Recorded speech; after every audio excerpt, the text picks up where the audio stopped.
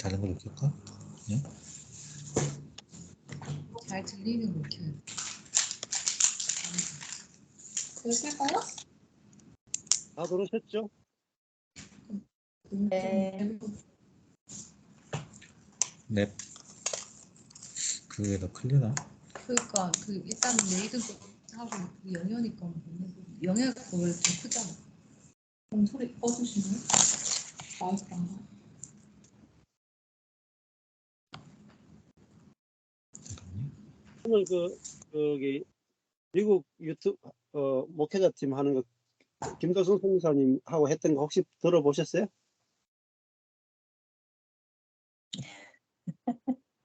예, 제가 항상 듣고 있습니다.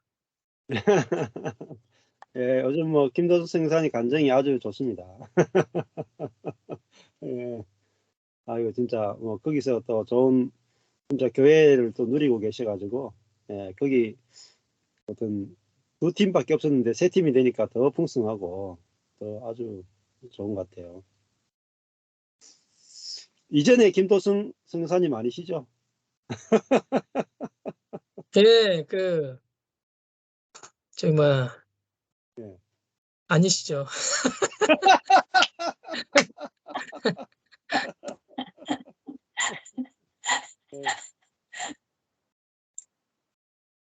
율법이 점점 빠지고 있으니까 예, 아마 훨씬 더 온유해지시고 훨씬 더 예, 너무 빠르게 그렇게 하나님 은혜를 주셔가지고 예, 아주 빠르게 지금 은혜를 누리고 계신 것 같아요.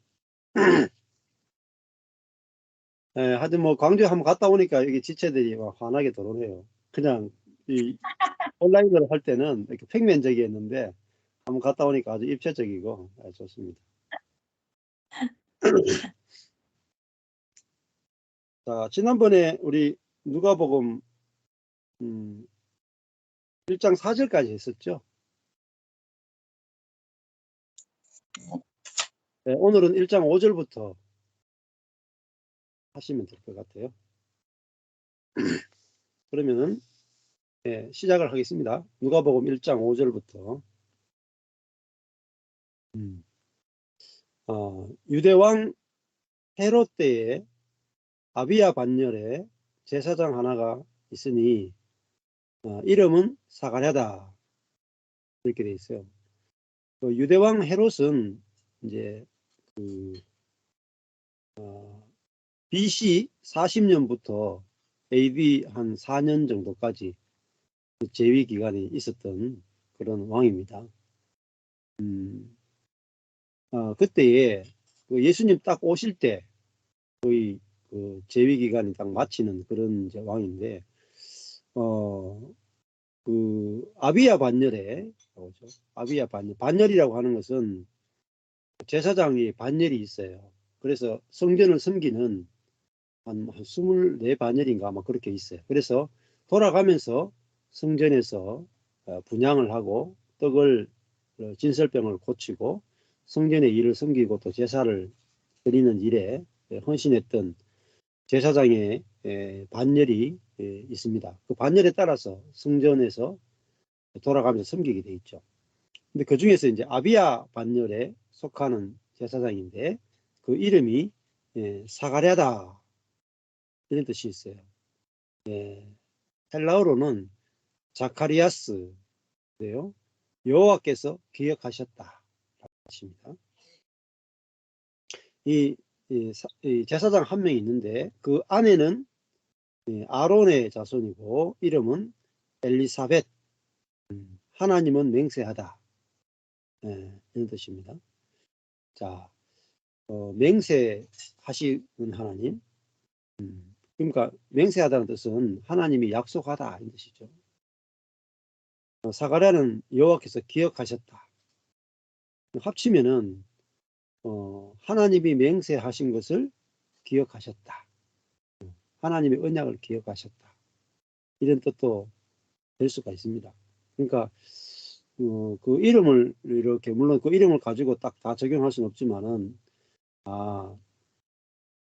이 사가랴라는 이름을 통해서 하나님께서 자기의 백성을 기억하시고 또 자기 백성에게 맹세한 것을 지키기 위해서 이렇게 그 사가랴와 엘리사벳에게 이제 세례 요한을 주시고 세례 요한을 통해서 메시아를 이제 보내시는 그런 이제 그 하나님의 마음을 우리가 볼 수가 있죠. 자, 이 두 사람이 하나님 앞에 의인이다 이렇게 되어 있어요. 자, 의인이라고 하는 것은 어떤 의미냐면은 사람이 의롭다 하는 것은 하나님 앞에서 사람의 역할, 사람의 위치를 정확하게 알고 있다 이런 뜻입니다. 다른 말하면은 사람의 노릇을 사람 노릇을 한다 이 뜻입니다. 사람의 역할을 제대로 한다 이 뜻이에요. 하나님이 의롭다 할 때는 하나님은 하나님의 역할, 하나님의 위치, 하나님의 본분을 다 하신다 이런 뜻이 있어요. 이걸 이제 김세윤이라고 하는 그 신학자, 한국의 그 교수님이 이렇게 말해요. 하나님이 의롭다라는 것은 하나님이 창조주로서 하나님 노릇을 하신다.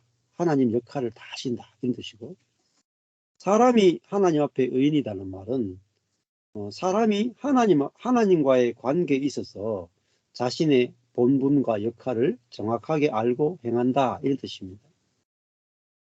하나님의 가장 중요한 역할은 뭐냐면은 창조주시죠.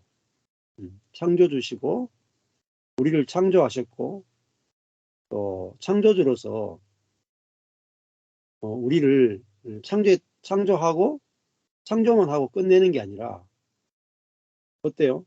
부모가 우리 그 명관 선교사님이 애가 지금 6이잖아요.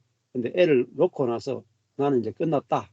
놓고 그냥 가만히 둬버리면은 차라리 안 낳는 게 낫잖아요. 하나님이 사람을 창조했다 하는 것은 하나님이 사람을 낳았다 하는 것 같은 거예요. 그러면은 하나님이 사람을 낳았으면 어떻게 해야 될까요? 보호하고 돌보고 지키고 사랑하고 그 다 해야 하나님 노릇을 다 한다면. 그러니까 부모는 부모 노릇을 하는 것을 의롭다 그래요. 자식은 자식 노릇을 하는 것을 의롭다 그래요. 자기의 역할에 맞는 행동을 하는 것을 의롭다라고 하는 겁니다. 그러니까 우리에게 있어서 우리에게 이제 두 가지가 필요하겠죠. 하나님이 하나님의 역할, 부모 노릇을 창조주 노릇을 잘 해주셔야 우리가 살 수가 있어요. 우리를 창조하기만 하고 보호하고 인도하고 은혜를 베푸시고 하지 않으면 우리는 고아와 같단 말이에요. 그러면은 결국은 사단의 종로로 살 수밖에 없다라는 거죠. 그래서 하나님 의로우시다라는 것은 하나님은 창조주 노릇을 하기를 멈추지 않으신다. 그게 하나님이 의롭다는 뜻이에요. 만약에 하나님이 하나님 노릇을 안 하시면 어떻게 되겠어요? 부모가 자식을 놓고 부모 노릇 안 하면 어떻게 되겠어요? 애가 죽죠.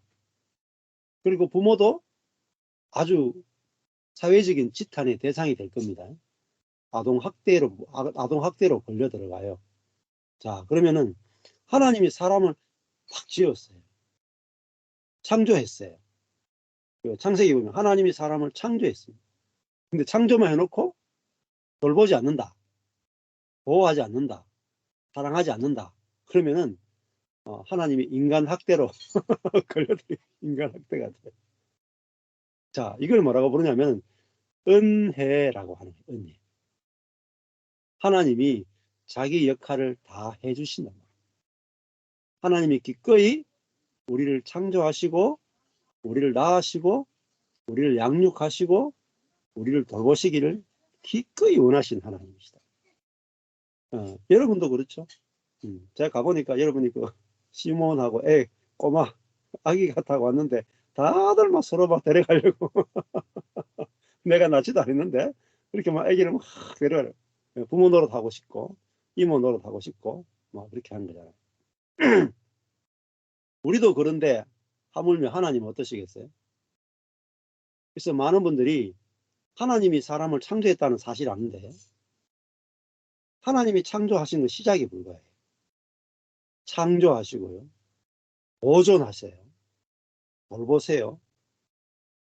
마지막까지 사람을 회복하시고 구원하시는 일까지, 구원하고 회복하는 일까지 하나님은 기꺼이 다 하신다. 그것을 하나님의 의라고 불러요. 의.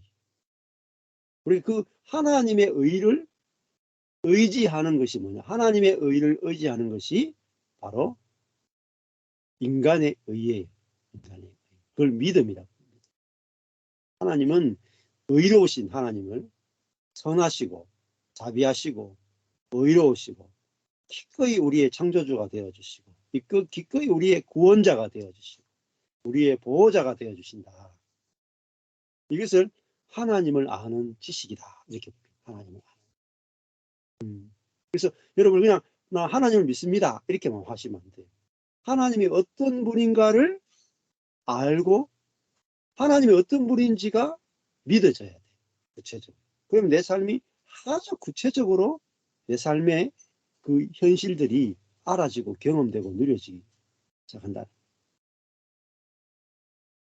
그래서 이 사가랴가 하나님 앞에서 의롭다 하는 것은 뭐예요? 이 사람으로서 사람의 의는 뭐냐? 사람의 의는 마치 어린아이와 같아요. 어린아이는 자기를 낳아준 부모에 대해서 의존하게 되는 거죠.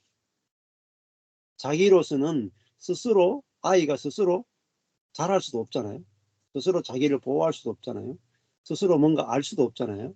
그러니까 아이는 부모님을 지혜의 면에 있어서도 의존하고 능력의 면에 있어서도 의존하고 뭐 사랑의 면에 있어서도 의존하고 그러니까 아이는 부모에게 절대적으로 의존하는 거예요.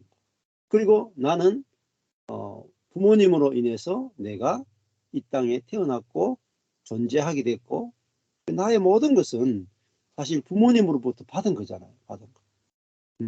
그거를 알고 그걸 의존하는 것을 의인이다 이렇게 말해요.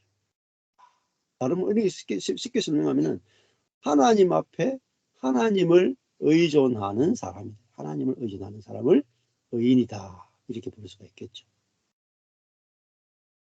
그러니까 하나님의 은혜, 하나님의 공급, 하나님의 보호를 철저하게 의존하고 또 그것을 알고 그것에 대해서 감사하고 감격하고 찬양하고 예배하는 것. 그것이 의인이라고 볼 수가 있습니다. 그런 의미에서 근데 뭐 의인이라고 하는 것이 우리가 생각할 때 막 죄를 하나도 안 짓고 선만 행한다 이런 개념이 아니라 하나님으로 인해서 자신이 존재하고 태어났고 살아가고 있고 그런 자신의 그 피조물된 자신의 존재를 아는 사람이 의인이다라고 볼 수가 있겠죠. 그래서 이 사람이 이제 의인이라고 하는 것은 하나님 앞에 굉장히 겸손하죠. 겸손.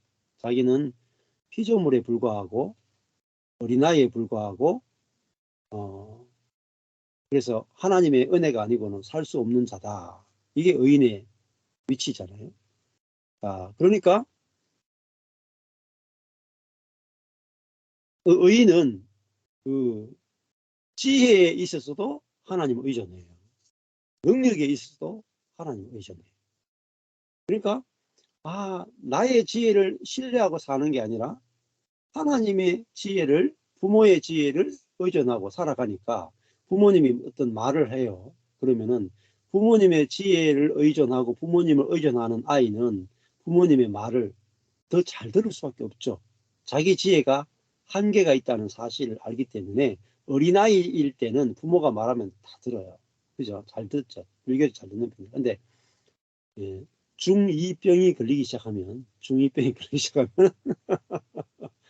부모 말을 안 들어. 그래서 이제 부모와 독립돼서 자기 자아를 만들 때가 중1 때부터 시작돼요. 그럼 그때는 자기만의 자아를 만드는 시기예요. 근데 그때는 그냥 가만히 두셔야 돼. 지 자아를 만들도록 만들어지고 난 다음에 그 다음에 또 이렇게 가르치는 작업이 필요합니다. 자, 그러니까 우리가 나의 지혜는 의존할 수 있을 만큼 지혜롭지 못하다. 이거 아는 걸 의인이라 그래요. 나는 하나님이 나보다 훨씬 더 지혜롭다. 그거를 알 때 우리는 하나님의 지혜를 의존하게 되고 하나님의 말씀을 의존하게 돼요.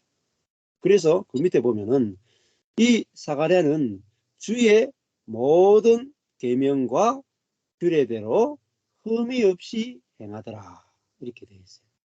자, 이것은 주의 모든 계명과 규례라는 말은 주님의 지혜를 말해요. 그러니까 주님의 지혜를 의존하니까 주님의 지혜대로 그대로 할 수밖에 없죠. 자신은 지혜가 없으니까. 거기서 뭐가 나오냐면은 자연적으로 순종이 나오는 거예요. 그러면 내가 순종해야 되겠다 결심하고 하는 게 아니라 자기 지혜가 부족함을 알면 저절로 하나님의 지혜를 따라가게 되고 순종이 나오게 되어 있는 거죠. 그것이 의인이고 그것이 흠이 없는 거예요. 자, 그래서 주의 모든 계명과 규례대로 흠이 없이 비난받을 만한 것이 없이 잘 행하는 사람이 이 사가랴였습니다. 7절에 그런데 보시면은 이 사가랴가 의인이죠. 이 성경에서 말하는 하나님을 의존하고 살아가는 이런 사람인데 제사장으로서도 흠이 없이 행하는 거예요. 근데 7절은 반대되는 현상이 일어나요. 아내 되는 엘리사벳이 아이를 낳지 못해요. 수태를 못한다. 자, 그래서 저희가 무자하고 두 사람이 나이가 많다 이렇게 나가죠. 자, 아이를 낳지 못하는 것은 여인에게 있어서는 최고의 저주입니다. 그러니까 여자로서는 여자의 최고의 능력은 아이를 낳을 수 있는 능력이거든요. 그런데 여자가 아이를 낳지 못한다 하는 것은 정말 무능한 걸 말하고 정말 고개를 들 수 없는 걸 말하고 또 자랑할 수 있는 게 없죠. 이거는 뭐 두 사람에게 똑같습니다. 사가랴도 아이를 낳지 못하니까 하나님 앞에서 또 사람들 앞에서 엘리사벳도 사람들 앞에서 자랑할 수가 없는 거예요. 그래서 어떻게 보면은 축복을 받지 못했다고도 볼 수가 있겠죠. 사람들이 볼 때 사가랴와 엘리사벳은 하나님으로부터 인정도 못 받고 사랑도 못 받는 사람으로 다 비춰졌습니다. 아이를 낳지 못하니까. 누가 보더라도 하나님으로부터 사랑과 축복을 받지 못한 사람으로 보여졌는데 사실은 이런 아이를 낳지 못하는 저주와 이런 수치와 부끄러움은 하나님의 선하신 계획 안에 있었다. 그래서 이 엘리사벳이 아이를 낳았다면은 쉽게 아이를 낳았다면은 그 육에 속한 아이가 될 거고 또 그 아이를 자기가 원하는 대로 키우려고 했을 가능성이 높겠죠. 근데 아이를 낳지 못하니까 뭐가 되냐면은 자신의 무능함을 철저하게 알 수밖에 없는 거예요. 그러니까 인간의 무능을 가장 깊이 알 수 있는 것이 뭐냐? 아이를 낳지 못하는 거예요. 그래서 구약에도 아브라함, 이삭, 야곱 세 명의 믿음의 조상이잖아요. 근데 아브라함, 이삭, 야곱 이야기에서 가장 중요한 이야기가 뭐냐? 아이를 낳지 못하는 불임의 스토리예요. 불임. 아브라함의 아내 사라도 불임이었죠. 아주 오랫동안 아이를 낳지 못했고 90세가 돼야 겨우 아이를 낳아요. 근데 그 밑에 이삭의 아내 리브가도 불임이었어요. 애를 못 낳았어요. 그러니까 한참 지나서 나중에 하나님 은혜로 쌍둥이를 낳죠.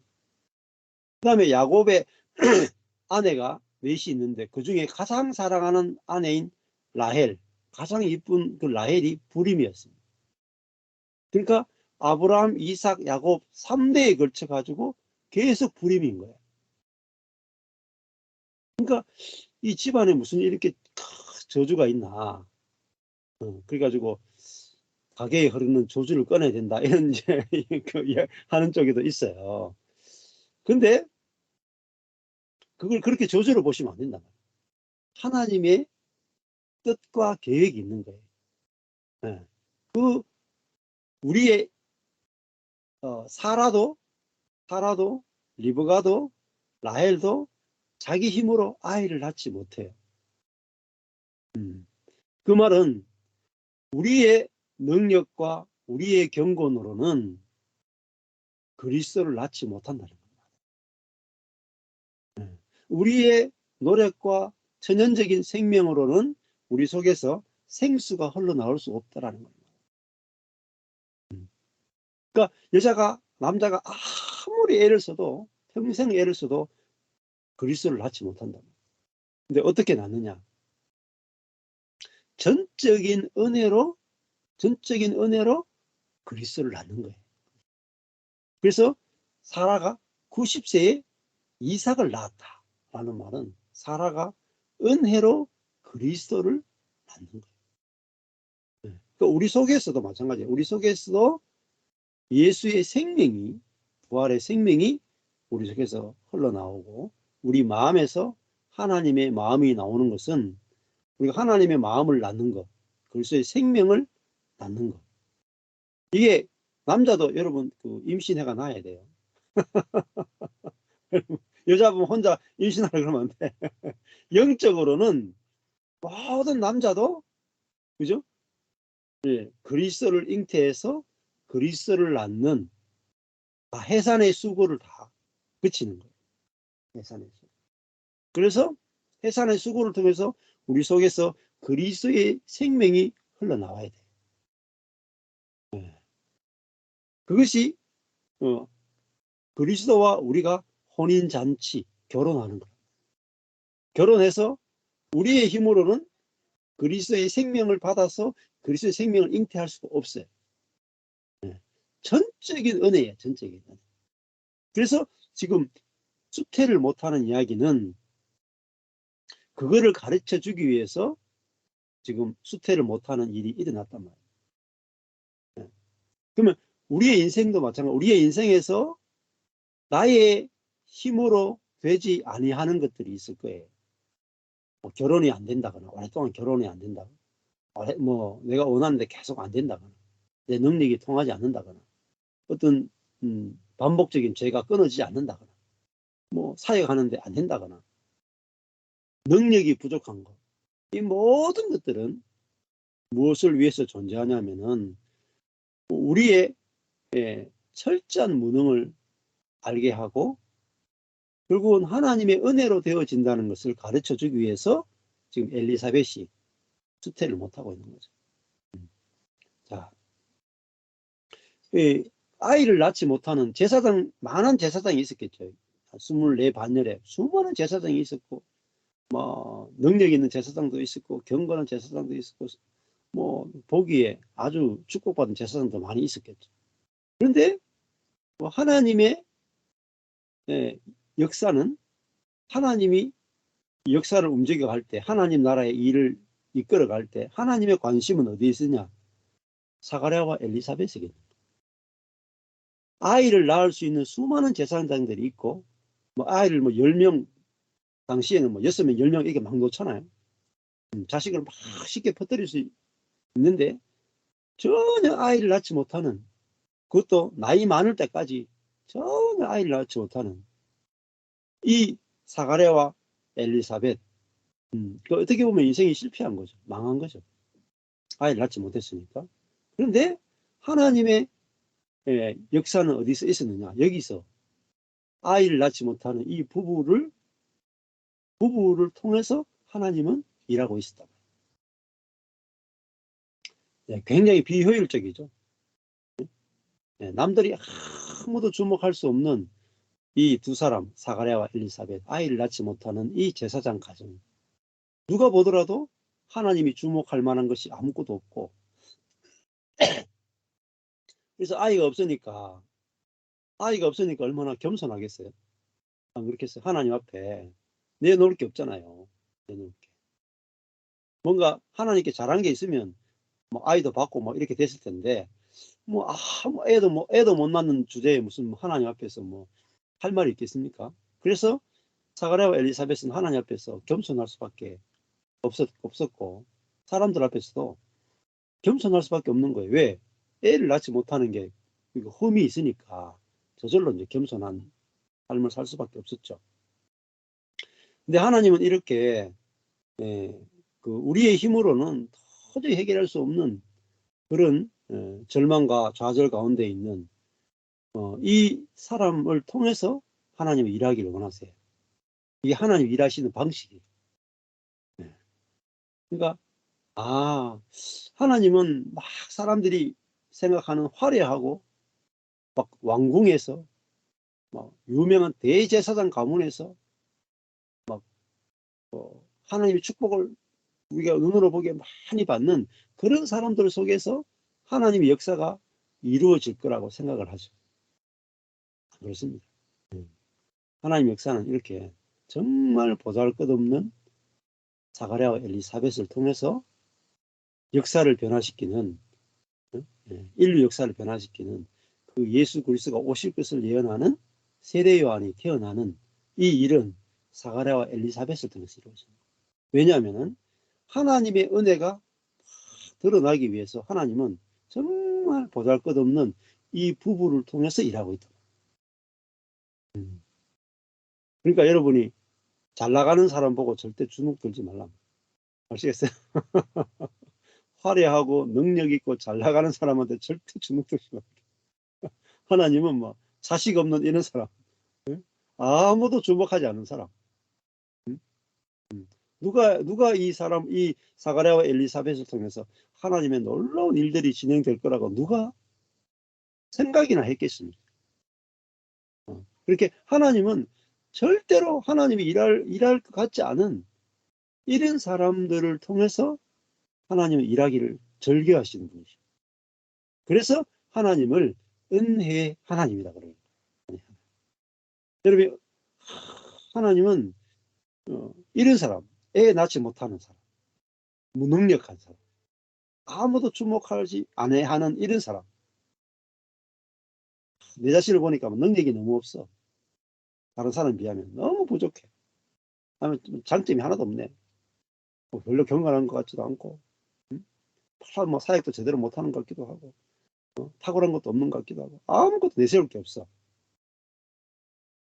근데 하나님이 쓰시면 된단 말이에요. 그렇죠? 내가 하나님께 드리는 게 중요한 게 아니고 하나님이 쓰시면 되는 거예요. 쓰시면. 그렇죠? 이렇게 오랫동안 아이를 낳지 못하는데 하나님이 찾아와서 내가 너를 쓰겠다. 쓰시는 분에 달려있다. 그걸 이야기하는 거예요. 쓰시는 분에 달려있다. 이거 얼마나 위로가 돼요. 아이를 낳지 못하는 이 부부를 들어서 하나님의 일을 행하신다. 무능한 자를 통해서 하나님의 놀라운 일을 행하신다. 그러니까 우리가 딱 쓰임받기 딱 좋잖아요. 안 그래요? 여러분, 하나님께 쓰임받기 딱 좋아. 무능하니까. 그러니까 제가 망하고 나서, 목회 망하고 나서, 내가 요 쓰임받기 딱 좋구나. 망했기 때문에, 무능하기 때문에, 내가 이게 엘리사벳이구나. 애를 낳지 못해, 내 힘으로. 내 천연적인 능력이 없어. 천연적인 능력이 없으니까 어떻게 돼요? 오직 하나님의 능력밖에 의지할 게 없어요. 얼마나 좋은지 몰라. 내가 능력이 없다는 게 얼마나 좋은지 몰라. 내 능력이 없으니까 능력을 쓸 수가 없어. 그러니까 오직 하나님의 능력밖에 의지할 게 없어. 오직 하나님 은혜밖에 의지할 게 없어. 이걸 의인이라 그래. 의인. 그래서 하나님이 엘리사벳에게는 아이를 잉태할 능력을 안 주는 거예요. 이게 복이죠. 아이를 잉태할 능력을 없는 게 복이란 말이에요. 어떻게 나와요? 아이를 잉태할 능력이 없으면 어떻게 나와요? 나는 내가 능력이 없으니까 하나님이 주셔야 나. 내가 능력이 없어. 주시면 되잖아요. 받아서 하는 거예요. 받아서 하는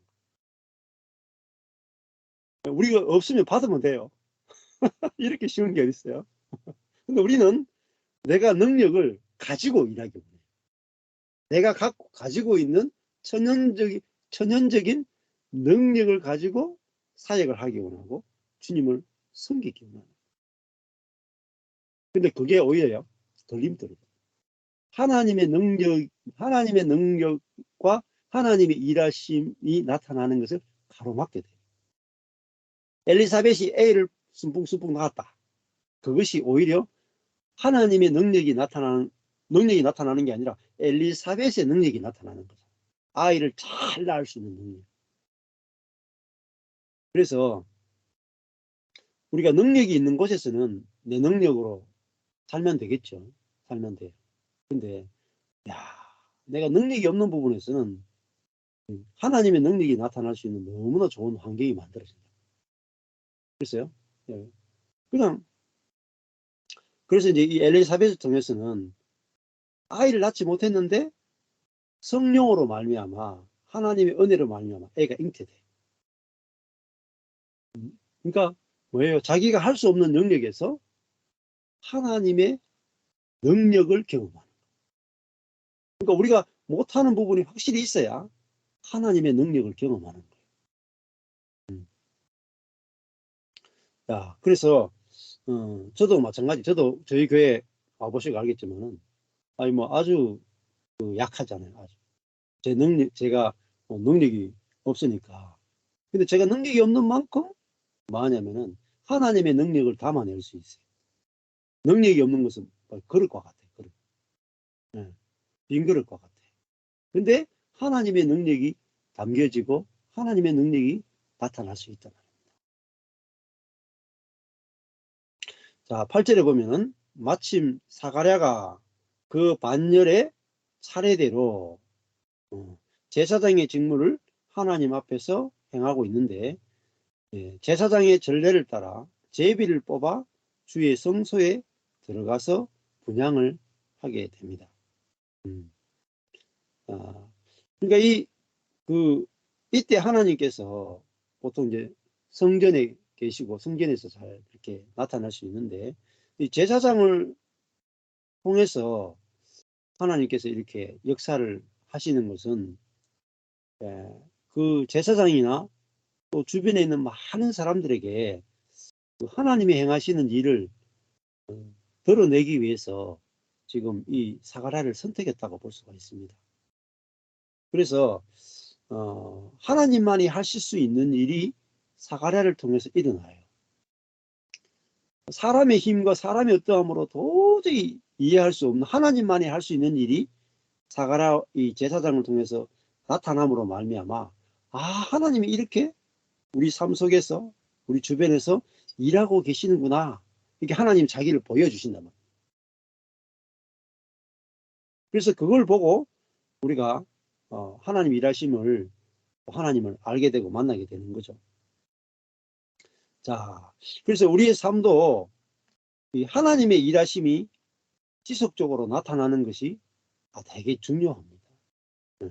그래서 우리가 저도 제가 하는 모든 사역은 제가 어떤 능력이나 제가 계획을 세워서 하는 게 거의 없어요. 그냥 오직 하나님을 의존하고 가는 거거든요. 그럴 때 진짜 하나님이 일하시는 것들을 이렇게 보게 됩니다. 저한테 복음을 이렇게 들으시는 분들이 계시는데 복음을 듣고 나면은 경산이니까 머니까 잘 찾아오기가 힘들어요. 그렇잖아요. 그래서 저한테 복음을 들으신 분들이 연결되지만은 제가 관리를 안 해요. 관리도 못하고 관리해서도 안 되고 그냥 둡니다. 이렇게. 그냥 두는 이유가 제가 관리를 못하기도 하지만은 하나님이 일하시는 것을 보기를 원하기 때문에 그래요. 하나님이 어떻게 저 형제를, 하나님이 어떻게 저 자매를 통치하시고 움직이시고, 하나님이 이 복음을 듣는 한 사람 한 사람을 어떻게 하나님이 직접 역사하셔가지고, 하나님이 이 사람들을 어떻게 그리스도의 몸된 교회로 하나님이 어떻게 건축해 나가는지를 보고 싶은 마음이죠. 또 그렇게 하나님은 그렇게 하기를 원하세요. 제가 그걸 원하는 게 아니고, 하나님은 당신이 직접 복음을 듣는 사람들의 한 사람 한 사람을 말씀으로 통치하시고 함께 하셔가지고, 하나님이 직접 우리 안에서 운행하면서 한 사람 한 사람을 그리스도의 몸된 교회로 하나님이 직접 건축하기를 원하신다. 우리가 막 이렇게 열심히 해서 하게 되는 게 아니라, 그래서 하나님이 일하시고 역사하시고 운행하시는 것들을 알아야 돼요. 그러면 교회가 보여요. 교회. 그래서 제가 서울의 팀들도 그렇고 뭐 다 흩어져 있잖아요. 외국에도 흩어져 있고. 제가 돌보는 사람이 없어요. 아무도. 관리하는 사람도 없고 돌보는 사람도 없어. 그냥 생긴 공부만 해요. 뭐 안 돌아도 어쩔 수 없어. 왜 그러냐? 내 스스로 수태를 못하기 때문에. 능력이 없기 때문에. 근데 하나님이 살아계시고, 하나님이 우리 가운데 계시고, 하나님이 교회를 건축하기를 열망하시고, 당신이 이 교회를 건축할 것이 알아지고 믿어지니까 하나님이 일하시는 것이 기대되고 지켜보는 거예요. 믿음으로. 소망 가운데 지켜보는 거예요. 그래서 제가 그걸 13년 동안 뭐 했느냐? 하나님이 일하실 것을 기대하고 소망하고 안식하면서 13년을 살아왔어요. 그래서 지금 여러분과 제가 만난 것은 제가 노력해서 만난 게 아니고 제가 안식하고 있었기 때문에 만난 거예요. 하나님이 일하셔가지고 저와 여러분을 이렇게 만나게 하십니다. 그래요. 지금부터도 마찬가지. 하나님이 저와 여러분을 어떻게 교회로 같이 짜맞추어서 그리스도의 몸된 교회를, 우주적 교회를 만들어 가시는지 여러분도 그거를 하나님이 일하심을 이렇게 지켜보십시오. 그러면 진짜 우리 삶 가운데 하나님이 계속 보여지고 경험되어지고 누려집니다. 10절에 보면은 이제 9절에 주의 성소에 들어가서 분향을 했다 하는 것은 뜰에는 번제단이 있고 물두멍이 있고 그 안에 성소에 들어가면 오른쪽에 진설병이 있고 왼쪽에 등대가 있고 앞쪽에 향단이 있죠. 그거 휘장을 열고 들어가면 지성소가 있는데 지성소는 대제사장만이 들어갈 수가 있죠. 1년에 한 차례. 그러니까 성소까지 제사장이 섬길 수 있는 장소가 성소까지예요. 성소에서 제일 앞에 있는 게 뭐냐면 분향단이에요. 분향단. 자, 그 분향하는 것은 이제 하나님께 제사장이 이스라엘을 대표해서 하나님께 향을 올려드리고 기도하는 기도의 단이라고 볼 수 있어요. 그래서 그 향이 올라가는 것은 성도들의 기도가 올라가는 것이다 이렇게 볼 수 있는데 1장 10절에 모든 백성은 그 제사장이 분향하는 시간에 밖에서 기도했다. 그렇죠? 이 분향은 성도들의 기도가 올라가는 것이니까 성도들이 제사장이 분향하는 시간에는 성도들이 다 밖에서 기도하고 있었죠. 1장 11절에 주의 사자가 저에게 나타나게 돼요. 근데 나타났다는 말은 호라오 하는 것은 보였다라는 뜻입니다. 네, 천사가 저에게 보였습니다. 근데 향단 분향하는 단은 오른편에 천사가 딱 써 있는 거예요. 12절에 사가랴가 보고 놀라며 무서워했다. 첫 경험 아니에요. 첫 경험. 상상도 못하는 일이 벌어진 거죠. 상상도 못하는 일이. 자, 은혜는요. 갑자기 찾아와요. 사가랴가 준비한 게 아니에요. 천사가 나타나게 해달라고 기도한 것도 없죠. 자, 어떻게 천사가 찾아왔느냐. 여러분이 아마 이렇게 질문을 사가랴가 천사를 만났다. 이렇게 이야기하면 여러분이 아마 사가랴 찾아가서 사가랴야 제사장님 어떻게 천사를 만날 수 있겠습니까? 이렇게 물으면 야, 어떻게 어딨노? 그냥 찾아왔지, 그냥. 저한테도 와서 물어요. 목사님, 어떻게 하면 나도 저런 놀라운 부활의 생명을 경험할 수 있습니까? 어떻게 어딨어요, 어떻게. 방법이 없다니까요. 하나님은 그냥 주신다니까요, 그냥. 그래서 은혜로 거저 주시는 세계를 아는 게 중요한 거죠. 거저 주시는 세계를 알면 거저 받게 돼요. 자, 사가랴가 뭐 상상도 못했죠. 뭐 고대하고 있었으면 반갑습니다 인사했을 거예요. 헬로라고 인사했을 텐데 생각도 못한 일이 벌어진 거죠. 상상도 못하는 일. 나 같은 사람에게 천사가 찾아오겠나? 안 그러겠어요?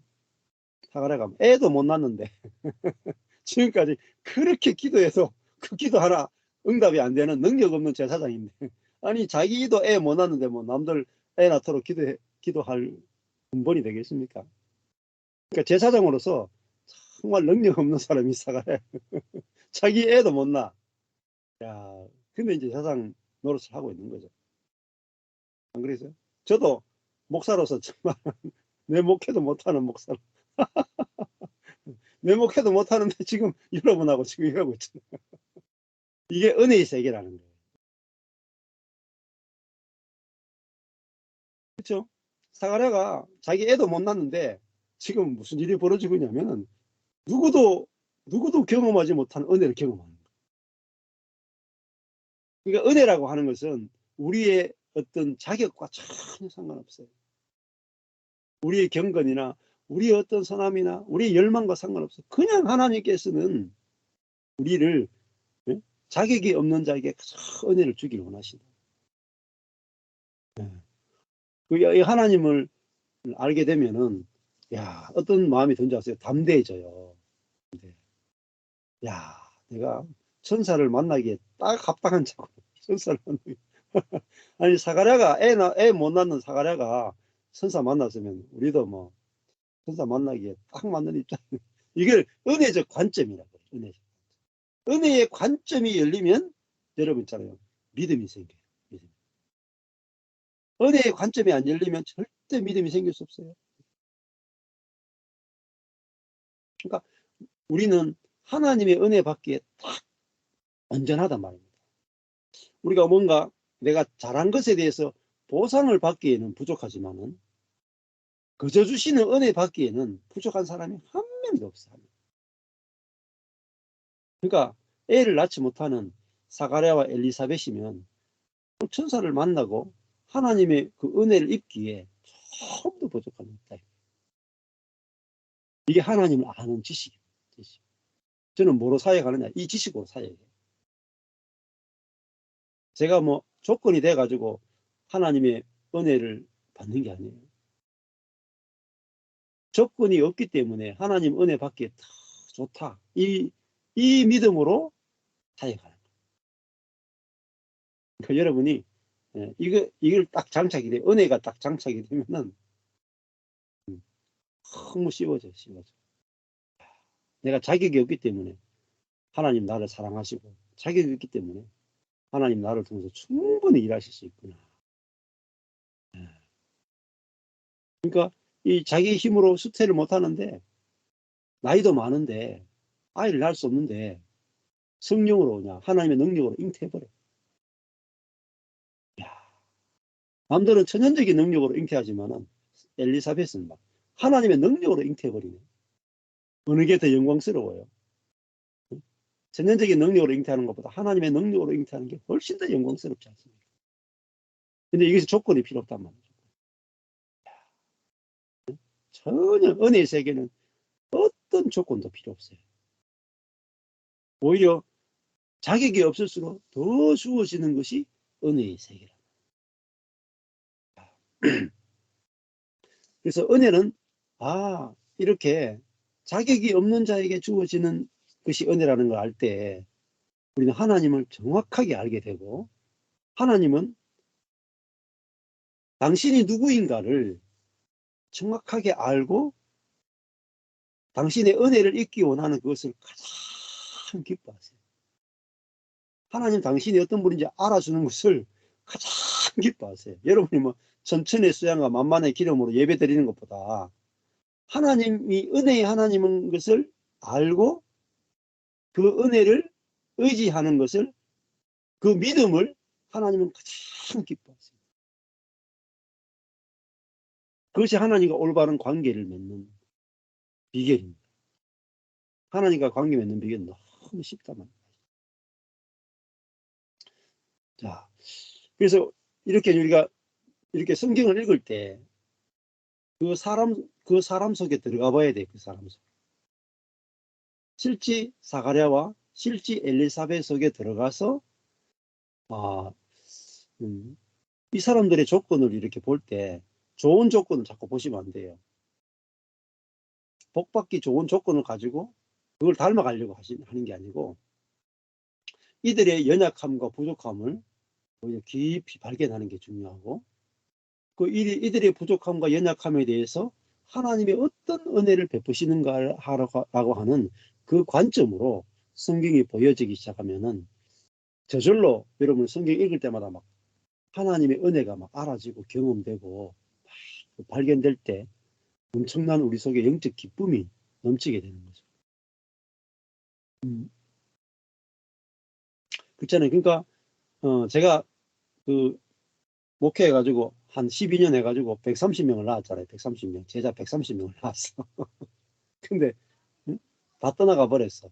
그러니까 수퇴하지 못하는 목사라. 그러니까 아무 성도를 낳지 못하는 그런 목사가 된 거예요. 근데 성도가 다 떠나가 버렸어. 성도가 없어. 이제 더 이상 성도를 낳을 만한 능력이 없어.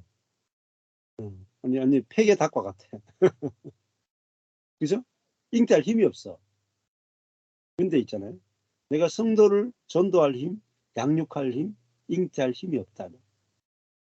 근데 그게요, 하나님이 일하시기 가장 좋은 사람.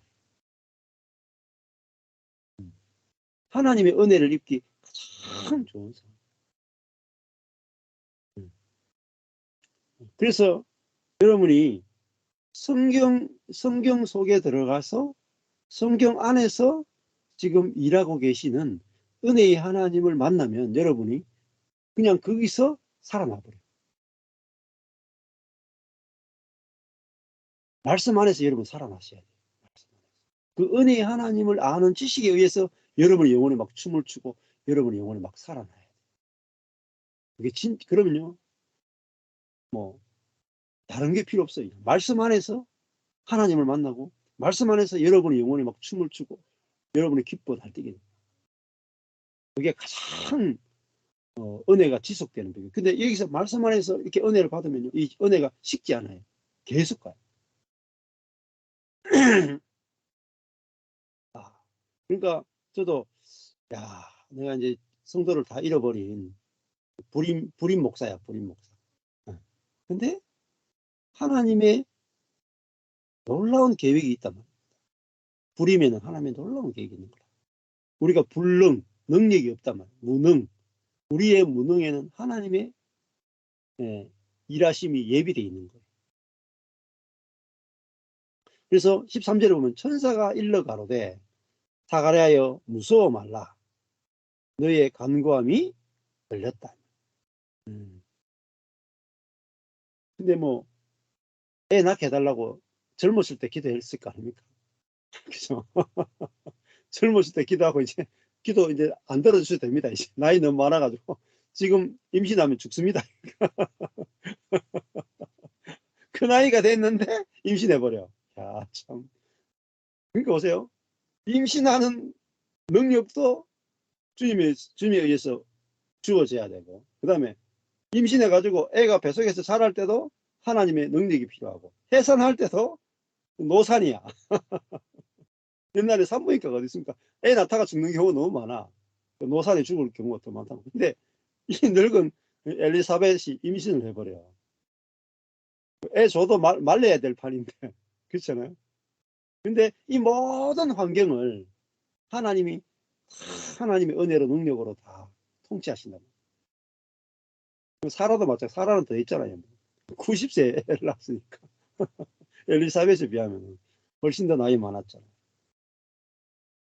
네 아내 엘리사벳이 너에게 아들을 낳아주리니 그 이름을 요한이라 하라. 그러니까 이 이름 자체를 주잖아요. 이름. 네가 아들을 낳을 때 이름을 네 마음대로 지어라가 아니고 이름을 준다 하는 것은 어떤 의미냐면 내 소유다, 내 거다 이런 뜻이에요. 아담이 동물들을 이름을 다 지었잖아요. 그것처럼 이름을 부모가 자식의 이름을 짓잖아요. 그러니까 자식의 이름을 짓는데 마찬가지로 그 이름을 짓는 사람이 부모죠. 그러니까 하나님이 이 아이의 이름을 요한이라고 지었다는 말은 하나님이 요한의 부모라는 말이에요. 하나님이 요한의 아빠가 되신다. 그리고 이 요한을 통해서 하나님이 거니까 하나님이 하실 일을 위해서 이 아이를 태어나게 했다는 거죠. 네. 그래서 우리도 다 우리의 이름을 부모님이 지어준 것 같아도 다 하나님이 이름을 다 지어줬고 다 소속이 다 하나님 거라는 거예요. 14절에 보면 너도 기뻐하고 즐거워할 것이고 많은 사람도 그가 태어난 것을 출생을 기뻐하게 될 것이다. 이렇게 말하죠. 왜 기뻐하느냐면은 이 세례 요한이 하는 일이 결국은 하나님이 이 세례 요한을 통해서 메시아가 오는 길을 예비하는 그것을 하게 될 거고 많은 사람도 그 메시아가 오는 것을 기대하고 있기 때문에 그 측면에서 기뻐하게 될 것이다. 뭐 잘 먹고 잘 사는 것 때문에 기뻐하는 게 아니라 하나님의 역사를 이루는 일에 쓰임 받을 거라는 거죠. 15절에 이는 저가 주 앞에서 큰 자가 될 것이고 포도주나 소주를 마시지 아니하며 모태로부터 성령의 충만함을 입어 이스라엘 자손을 주고 저희 하나님께로 많이 돌아오게 하겠음이니라. 이렇게 되어 있죠. 자, 생각해 보면은 우리가 인간적인 입장에서 생각해 보면 사가랴와 엘리사벳이 나이 들어가지고 세례 요한을 줬는데 나중에 목이 딱 날아 정관 위에 목을 탁 올려가지고 헤롯 왕에게 가서 순교당하잖아요. 그러니까 우리가 하나님의 축복이라고 하는 것은 인간적인 그런 축복으로 생각하시면 안 돼요. 우리가 예수를 믿는 것은 인간적인 어떤 복을 받기 위해서 기복주의적인 관점에서 하나님의 복을 생각하면 안 된다는 거죠. 여기 있는 분들은 대부분 이제 그 정도 신앙은 다 벗어난 줄 알아요. 그게 아니고 이게 크다라는 것도 마찬가지겠죠. 제가 이 세례 요한이 주님 앞에서 큰 자가 된다라는 것은 주님의 뜻에 온전하게 쓰임 받는단 말이에요.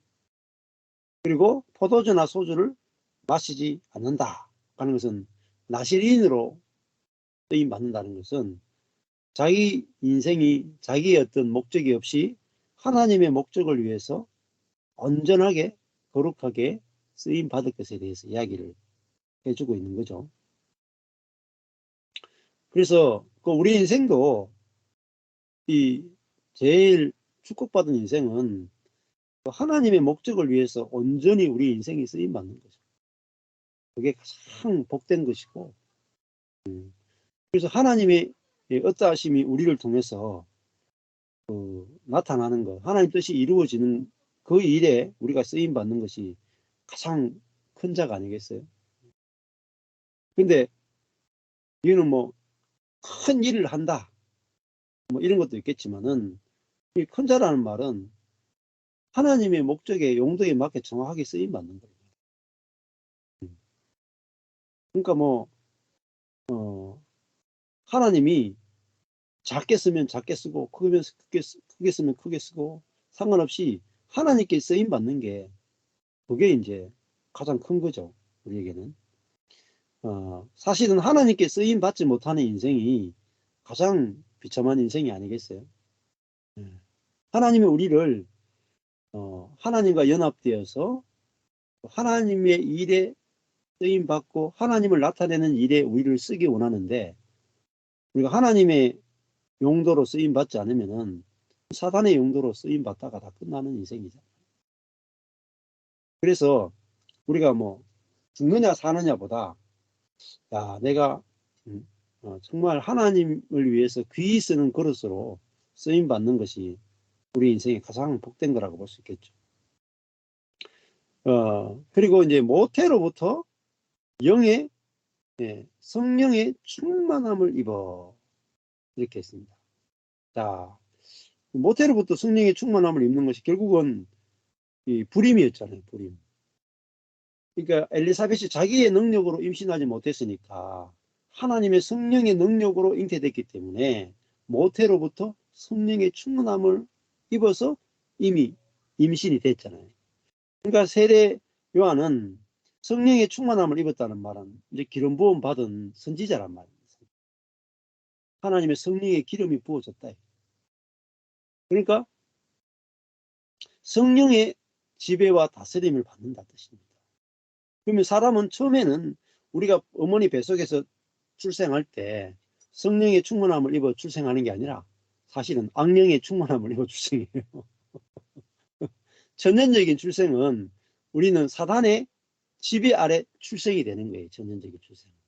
죄의 노예된 자, 사단의 노예된 자로 다 출생 자체가 이미 사단의 지배 아래 태어나게 되는 게, 그게 첫 번째 우리의 상태거든요. 그런데 이 세례 요한은 사단의 노예된 상태로 태어나는 사람들 가운데 그래도 성령의 기름 부음을 받아서 태어났기 때문에 그 사단의 지배에서 자유케 되어서 하나님의 용도로 쓰임 받을 수 있는 그런 사람으로 태어났다는 말입니다. 그러니까 사람은 사실은 자유인이라 하는 게 없어요. 자유인이 없고 우리의 첫 출생은 무조건 사단의 지배받는 노예로 태어나요.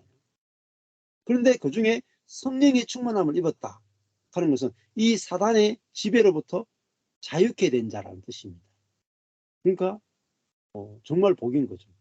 그리고 지금도 우리가 그리스도인에서 최고의 복은 성령의 지배, 성령의 통치로 말미암아 죄의 권세로부터 자유함을 입고 살아가는 것이 가장 복된 삶이잖아요.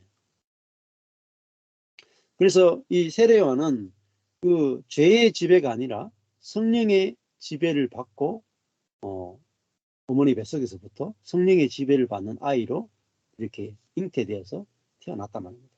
그게 성령의 충만함이라는 뜻이에요. 16절에 이스라엘 자손을, 성령의 충만함을 입어 이스라엘 자손을 주 곧 저희 하나님께로 많이 돌아오도록 할 것이다.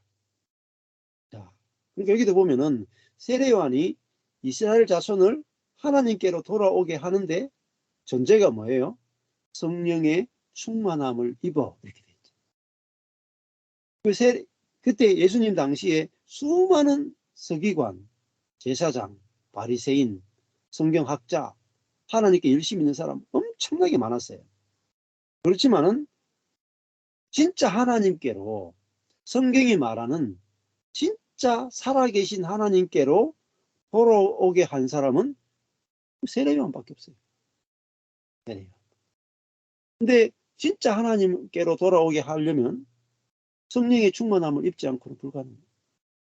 천연적인 능력으로는 불가능합니다. 우리 자신조차도 하나님께로 돌아갈 수가 없어요. 사단의 지배 아래 있기 때문에. 그래서 누가복음에서도 가장 중요한 키워드가 뭐냐면 성령이에요.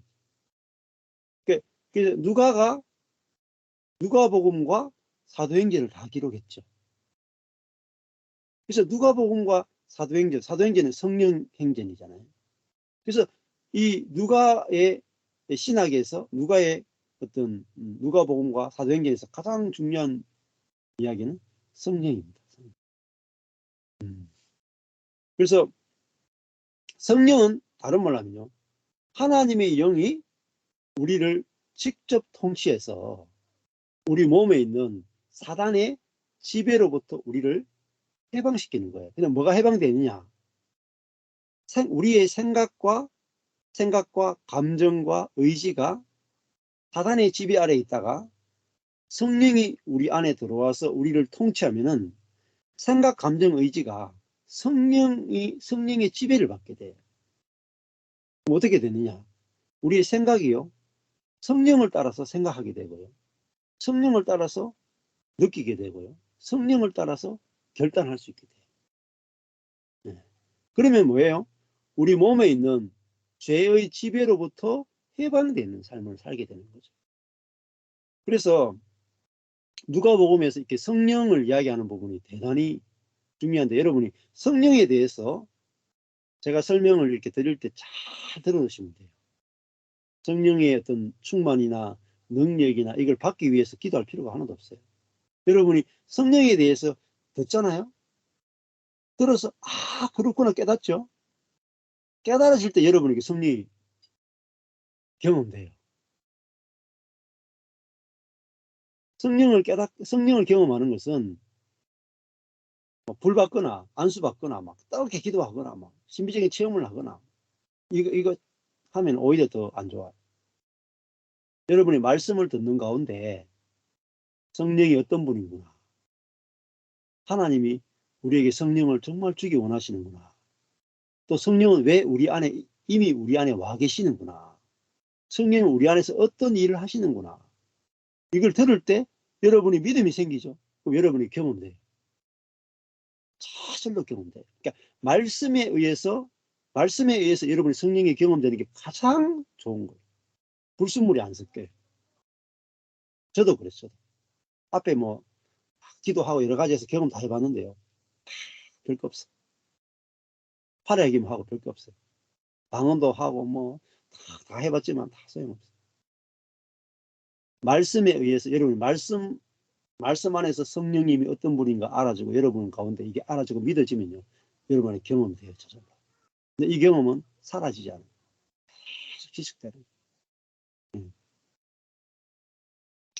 자, 17절에 보면은 저가 또 이 세례요한이 와서 엘리야의 심령과 능력 안에서 주 앞에 앞서간다. 자, 그 엘리야의 심령과 능력이라 하는 것은 결국은 말라기서를 보여주고 있거든요. 말라기서 4장 6절을 한번 보세요. 구약의 제일 마지막 성경이 말라기입니다. 구약의 제일 마지막 성경. 그러니까 다른 말 하면 구약의 말라기 성경이 기록된 다음에 400년 동안의 공백 기간이 있고, 그리고 마태복음이 기록되고 예수님이 오시는 거예요. 그러니까 구약의 마지막 선지자가 말라기 선지자. 그리고 여러분 구약 성경 제일 끝장 끝절, 제일 끝장 끝절이 말라기 4장 6절이죠. 예, 그러면 구약의 끝 중에 끝이라. 제일 끝이 뭐냐? 구약의 제일 끝이 말라기 4장 6절이에요. 네. 자, 그러면 말라기 4장 5절 6절을 보시면, 보라, 여호와의 크고 두려운 날이 이르기 전에. 여호와의 크고 두려운 날, 이게 뭐냐면 종말의 날이에요. 종말인데 여호와의 크고 두려운 날, 이 선지자들이 메시아가 오시는 날이에요. 메시아가 와서 하나님께서 심판하시는 날이에요. 그래서 하나님의 심판이 임하기 때문에 크고 두려운 날이에요. 근데 이 하나님의 심판이 어떻게 오는지를 모르는 거예요. 자, 예수님이 오셔가지고 이전에 예수님 오시기 전까지 모든 세상을 다 심판해버려요. 근데 이 심판이요, 세상이 심판받는 줄 알았는데 누가 심판받았어요? 예수님 자신이 심판을 받았대요. 십자가에서. 근데 예수님이 심판을 받는데 어떻게 심판을 받느냐면 옛 세상의 대표로서 심판을 받아버려요. 그래서 옛 피조물과 옛 사람과 옛 세계를 자기의 죽음 안에서 심판을 받게 해서 다 끝내버려요. 이게 여호와의 크고 두려운 날이에요. 그러니까 하나님이 구약에 예언한 것을 성취하긴 하는데 우리가 상상할 수 없는 하나님의 지혜의 방법으로 하나님은 일을 행하신다는 걸 볼 수가 있는 거죠. 그래서 여호와의 크고 두려운 날은 옛 세상이 끝나고 이제 새로운 피조물이 나타나고 새하늘 새 땅이 이루어지는 그 예수님 시대를 말하는 거죠. 그러면 여호와의 크고 두려운 날이 이르기 전에 내가 누구를 보내냐? 선지자인 엘리야를 너희에게 보낼 것이다. 이런 것 때문에 또 윤회설이 나옵니다. 엘리야가 죽었죠? 근데 죽었습니까? 안 죽었습니까? 안 죽었죠? 불병거를 타고 올라갔죠? 그러니까 이스라엘 사람들 어떻게 생각했느냐? 엘리야가 불병거를 타고 올라가서 안 죽었으니까 다시 내려온다. 이렇게 생각을 하는 거죠. 그래서 말라기서는 내가 선지자 엘리야를 너희에게 보낸다 하는 것은 엘리야를 보내는 게 아니라 이걸 뭐라고 표현했냐면 아까 전에 누가복음에서 뭐라고 했어요? 엘리야를 보내는 게 아니고 엘리야의 영과 능력 안에서 주 앞에 앞서간다.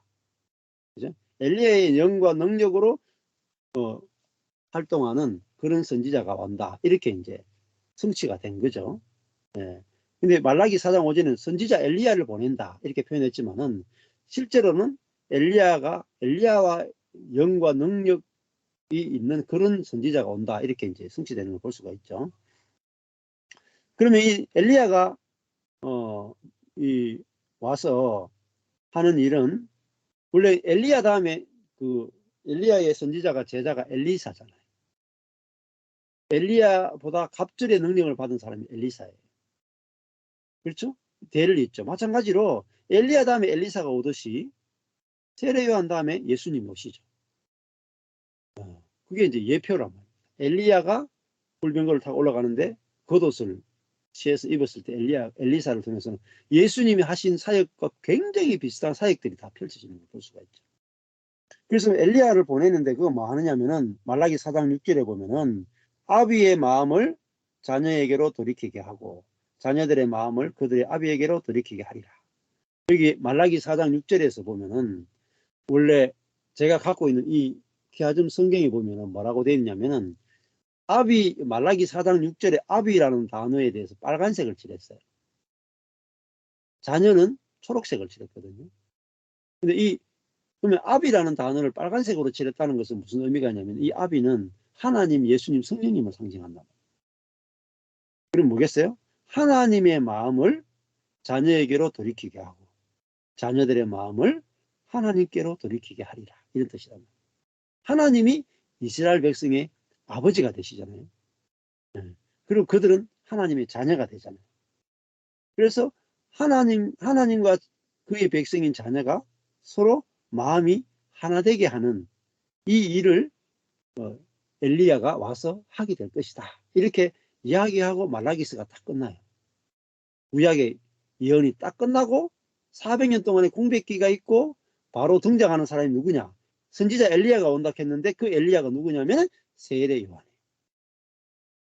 세례 요한이 와서 회개의 세례를 전파하면서 백성들의 자녀들의 마음을 하나님 아버지께 돌이키는 일을 했단 말입니다. 그래서 지금 누가복음을 기록한 누가는 그 말라기서 4장 6절 구약의 끝절을 가지고 지금 가져와서 세례 요한이 말라기 4장 6절에서 예언했던 그 엘리야다 이야기하면서 이렇게 이어지는 것을 볼 수가 있는 거죠.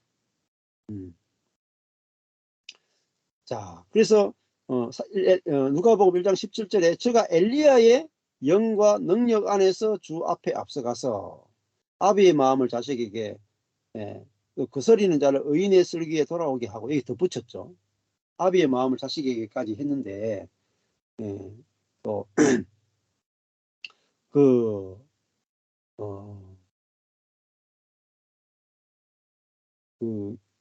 이 엘리야의 심령과 능력으로 주 앞에 앞서가게 하려면 세례 요한이 어떻게 출생해야 되겠어요? 천연적인 출생으로 안 되는 거예요. 이 엘리사벳이 수태를 못 해야 돼.